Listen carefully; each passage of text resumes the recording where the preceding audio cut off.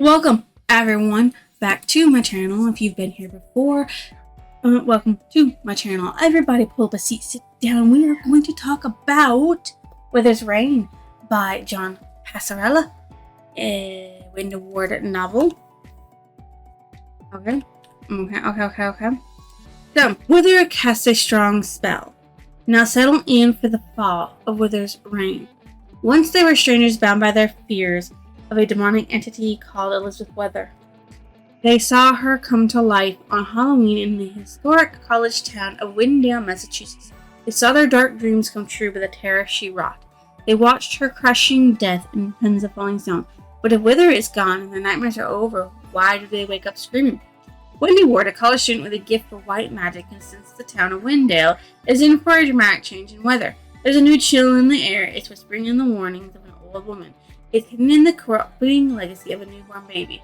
It's waiting in an ancient evil impatient for a human host. And it's being carried in the creeping flow of black blood. Wither's Reign. So when we thought Wendy's life was done, Wendy Ward's story was done, he pops out with a new book that I did not know exists because when I read Wendy Ward's first book, Wither, there was absolutely nothing in there about it being more than what it was. It was just a prequel. In 2003. And this book, the first one, was written in 1999. Okay. So I think I bought this book brand new in 1999. And this one, I didn't even know it existed. Okay. I didn't know at all. Alright. So, Wendy Ward is a white witch, a Wicca in a way, who deals with protective circles and everything like that.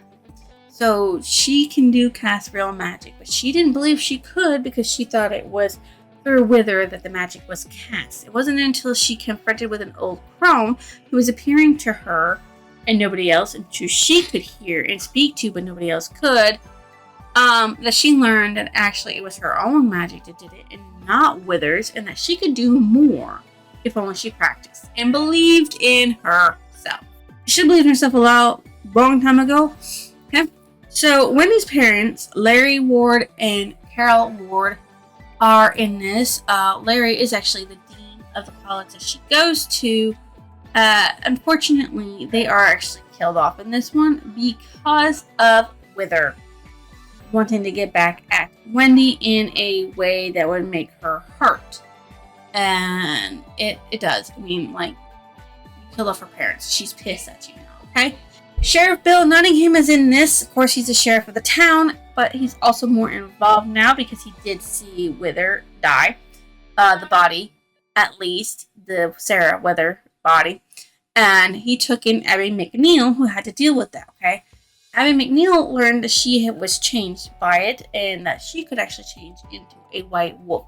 And that she knew somehow that she had to save Wendy Ward and Wendy Ward had to save her or else things wouldn't go right. And it actually does happen. So the bad person in this, which we'll get to in a minute, blooded some men and were controlling them. One of the men went to Wendy and tried to kill her after trying to essay her, which he didn't get to do neither because Abby, in wolf form, showed up and attacked. Now, Abby was injured because of this, and Wendy healed her completely and utterly with white magic. So, yay. Now, Karen Glazer is the the mother of Hannah Glazer. She was a newborn in Wither. Okay, she's growing at a rapid rate. Okay, so she's been affected in a very, very heavy way. Now, in this way, she is developing mentally faster. She is actually growing faster. By the time Karen leaves to go to a different city, into a different state, she tried to start fresh over and to forget the terrors of what happened to her and what almost happened to her daughter. Her daughter's like learning second grade information, looking like she's a second grader instead of an almost 9-month-old child. Okay, that's how bad it is. Now, Art Leeson, who loves Karen and will treat Hannah like his own daughter, goes with them. But they do travel back to try to help Wendy, even though they're slightly late in that. But it does help because you find out that the old crone is actually Hannah. So she does accelerate. She's probably going to die early on in life. She's not probably going to live for an extremely long time because of it. And that's kind of sad as well because the old crone can cast herself back. But she's going to die young. She's not going to have a lot of time in life, and that's really sad, like extremely sad. Okay, so Alex Dunkirk is in this. He is still Wendy's boyfriend, and he is still extremely injured when he leaves to go home for the summer after it, but he has to come back for summer school because he did flunk out of some classes because of everything that happened. Now, Wendy uses white magic to heal him slowly over time to the point where she heals an old hockey injury that had him wear sunglasses because the sun was too bright. So he's back to almost normal, though he probably can't run track and field anymore. He is still better off than where he was when the accident first happened to him. And he's still very much in love with her and her magic and is awed by her. I mean, like, he sees her spear for the first time that she produces all the way around her that protects her from everything on the outside, and he's just utterly amazed by it, and he's not put off at all. He's just like, this is freaking awesome. Okay, so during all of the adventure that they happen to have, Alyssa Raines, who runs the shop that Wendy works at about Wiccan and everything, leaves to go on a holiday and leaves her in charge. So Wendy's in charge of the store, but she has an assistant named Kayla Zanelli and Tristan. Tristan unfortunately dies thanks to the bad person, and Kayla gets blooded, trying to force her to become the third sister. And Kayla's actually extremely smart, that she makes herself gag and throw up several times until she thinks she's got all the blood that she consumed out of her, so that way it doesn't change her. But I'm sure it will, because you consume some of it and some of it probably got into your blood, even if you didn't become like with her, right? Jensen Holt comes back into this, and you think it might be a good thing where she's going to heal and everything because she's talking with Alex and they're talking about their shared trauma. But then you come to find out that the bad person got to her. Okay, she's been blooded and she's so happy to help kill Wendy and trick Alex and everything. And they kidnap Alex, of course, and they want to kill him while turning Kayla, who is kidnapped around the same time, or a little bit afterwards, into one of their sisters. Okay, so Kayla, with the help of Alex, escape the basement of the bad person's home. In the very beginning of the book, you meet Brett Marlin and Angelina Gina Thorne Gallo. Brett Merlin is not the one that's the bad person, okay? So what happens is that Gina gets pregnant. They abort the baby. I don't know how far along the baby is. I don't know if she gave birth to the baby. I don't know. The baby was still alive when he took care of it. But they stopped having to be parents in some way, shape, or form. So Gina's having a hard time with it. So isn't Brett. And then Gina goes, they go out to the abandoned place factory where Wither died. And Wither's black blood falls itself into Gina and starts changing Gina. Starts whispering to Gina. And Gina becomes our bad guy. A bad guy. She is very much a bad guy, and she embraces it with every fiber of her fucking being. Because one, she hates her family. When her father died, her mother remarried. Caitlin Thorne Gallo remarried, okay? And the people she remarried said, we're gonna be a family, okay? Dominic Gallo is an asshole who always believes his son over Gina, and Todd Gallo is a freaking pervert who was peep-tomming on her while she was changing and got her in trouble for it. Oh, she broke his laptop because he was recording videos of her changing. So what she does, thanks to Wither's powers, is she has Todd run over and then has him die in the hospital, makes Dominique kill himself and unalive himself, and write a note saying that he had been SAing Gina for a while. And then he, because Caitlin finds out some way, or Shorm, what's happening, Brett kind of brains her and makes her. So they still use Caitlin, Thorne, Galileo, but in the end, they're all dead. The whole Galileo family is dead, and it's all Gina's fault. Brett Marlin also dies. He deserves it. He was the first one blooded by Gina and controlled, and he just freaking loved it.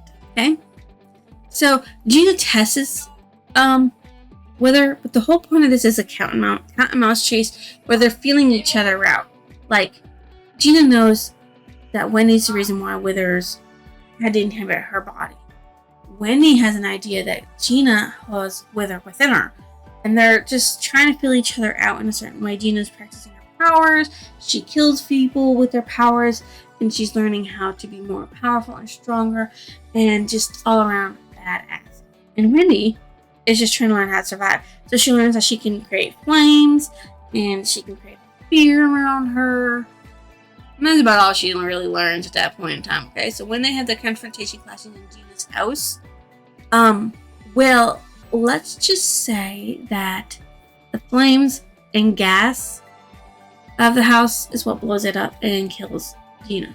So what happens is that Wendy finally goes to Gina's house because, after her parents are killed in a freak storm, a lightning bolt, she knows it's Gina. She knows it's going to be Gina's fault. So she goes to the house where Gina is saving Sheriff Nottingham, who thought he could take care of a freaking witch when he's normal. Almost dies. His partner does die. But she goes into the basement, finds Kayla and Alex, helps them out with their escaping, and then says, I'm going to blow this place to Kingdom Come. He's like, well, let me help. So Alex helps out, and then they both escape. So she goes up to confront Gina, and at the same time, Brett coming down the staircases, tries to attack her. She makes a hole where he collapses into it, and he dies. Okay. While she's confronting, Gina's sitting there like mocking her, saying ha ha this, ha ha that. So in her safe bubble, which has no gas in it, produces a flame. And Gina's like, well, I can do better than that.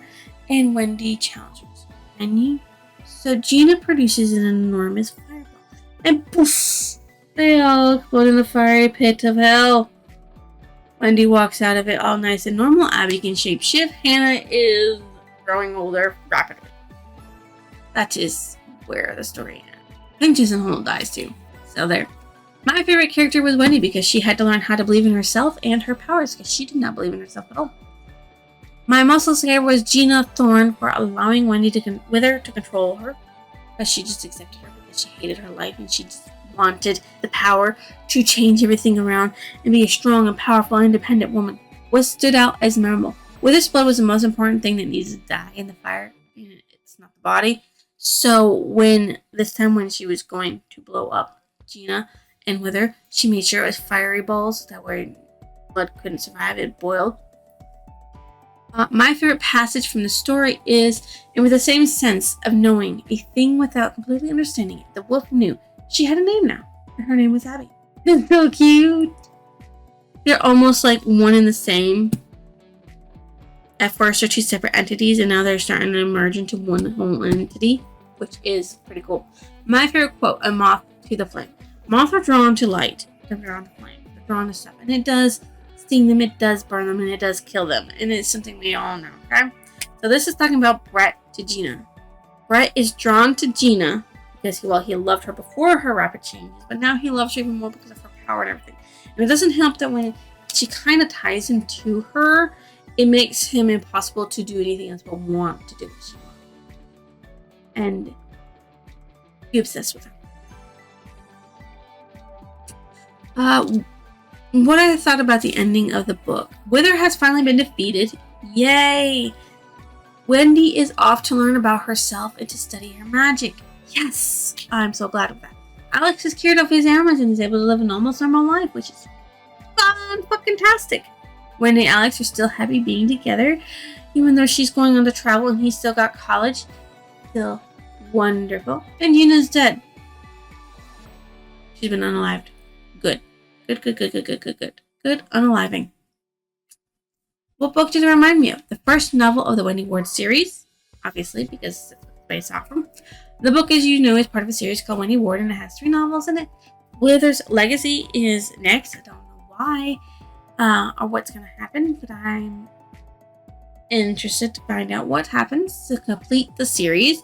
I rate this actually a 3 because I don't think it was needed, even though it's awesome to see more of it, to see Wendy develop. I thought the ending of the original was good enough and it wasn't needed for a second one, so I'm hoping the third one doesn't disappoint. So what I'm going to do is that I'm going to actually unhaul both of them because I both gave them a 3 and I really don't need to keep them, but I am going to purchase the third book and read it, and most likely unhaul it together with all 3 of them, so when somebody picks it up they might actually pick up all 3 and they'll be like, oh cool, it belongs together, you know, a whole set. Even though it kind of doesn't say it's by the same person. This says JG Passarella and this is John Passarella. I guess time between the two of them were made. They were decided to change his name. I don't know, but I do know it's kind of hard to find these books. So like, there is that. And that is all I got to say. So if you think I deserve a like, comment, and a lovely subscription, why don't you drop it down below. I will see you next illusion.